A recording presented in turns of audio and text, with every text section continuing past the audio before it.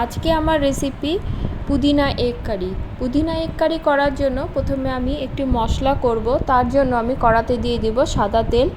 দুটি বড় মাপের পেঁয়াজ কুচি করে এর মধ্যে দিয়ে দেব। পেঁয়াজটা একটু ভাজা ভাজা করব, কালারটা একটু পাল্টালে এর মধ্যে দিয়ে দেব আদা, 4 থেকে 5টা রসুন, 3 থেকে 4টে কাঁচা লঙ্কা, একটি বড় মাপের টমেটো আর দেব বেশ কিছুটা কাজু।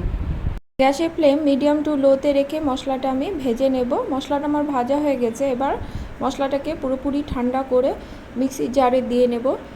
এর মধ্যে আমি বেশ কিছুটা পুদিনা পাতাও অ্যাড করব। সব উপকরণ একসাথে একটা স্মুথ পেস্ট করে নেব। এবার কড়াতে অল্প পরিমাণে তেল দিয়ে তাতে অল্প হলুদ এবং অল্প নুন দিয়ে দেব।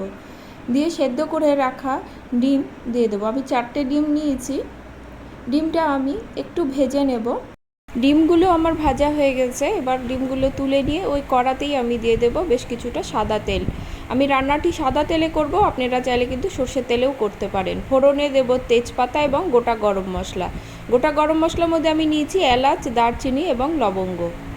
ফোড়ন থেকে সুন্দর গন্ধ বেরোলে আমি বেটে রাখা মশলাটা দিয়ে দেব। মশলাটা দিয়ে কিন্তু বেশ কিছুক্ষণ কষিয়ে নিতে হবে। মশলাটা একটু কষিয়ে নিয়ে আমি এর মধ্যে দিয়ে দেব নুনটা আপনাদের টেস্ট অনুসারেই দেবেন।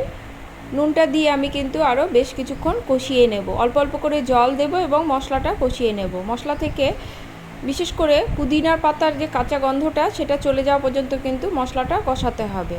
আমি এর মধ্যে ভেজে রাখা ডিমটাও দিয়ে দেব। মশলার সঙ্গে আরও মিনিট খানেকের মতো ডিমটা আমি কষিয়ে নেব। এই রান্নাতে কিন্তু হলুদ পড়বে না। মশলাটা আমার কষানো হয়ে গেছে, তেল ছাড়তে শুরু করেছে। এবার আমি এতে দিয়ে দেব জল। আমি কিন্তু গরম জল ব্যবহার করেছি এবং জলের পরিমাণটা কমই দিতে হবে। ঝোলটা যেহেতু মাখো মাখোই হয়, ভালো করে মিশিয়ে নেব। আমার ডিমটা ছোলার সময় একটা ডিম ভেঙে গেছে, সেটা আমি তুলে নিয়ে বাকি 3টে ডিম আমি গ্রেভির সঙ্গে ফুটিয়ে নেব। মিনিট 5 ফুটানোর পরেই দেখুন ঝোলটা কিন্তু অনেকটাই কমে এসেছে।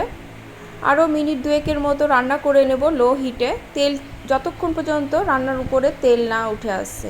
রান্নাটি হতে কিন্তু খুব একটা বেশি সময় লাগে না এবং খুব একটা বিশেষ জিনিসপত্রেরও প্রয়োজন নেই। খুব কম সময়ে কিন্তু একটু ভিন্ন স্বাদের ডিমের ঝোল আপনারা করে নিতে পারবেন। পুদিনা পাতার উপকারিতা সম্বন্ধে আমরা সবাই জানি। বিশেষ করে যা গরম পড়েছে তাতে আমাদের নিত্য রান্নাতে যদি পুদিনা পাতাকে বিভিন্নভাবে ব্যবহার করে থাকি, আমাদের শরীরের জন্য কিন্তু খুবই মঙ্গলকর। আমার আজকের এই ডিমের রেসিপিটি যদি আপনাদের ভালো লাগে, লাইক কমেন্ট করবেন এবং সাবস্ক্রাইব করে পাশে থাকবেন। আমার ভিডিও নোটিফিকেশান পেতে বেল আইকন কিন্তু অবশ্যই প্রেস করবেন। 1 মিনিট গ্যাসের ফ্লেমটা লোতে রাখাতে দেখুন তেলটাও কি সুন্দর উপরে ভেসে উঠেছে এবং গ্রেভিটাও কিন্তু বেশ মাখো মাখো হয়ে গেছে। এবার আমি গ্যাসের ফ্লেমটা অফ করে দিয়ে পরিবেশনের পালা। আজ তাহলে এ পর্যন্তই। দেখা হবে পরের কোনো রেসিপি নিয়ে। সকলে খুব ভালো থাকবেন। ধন্যবাদ সকলকে।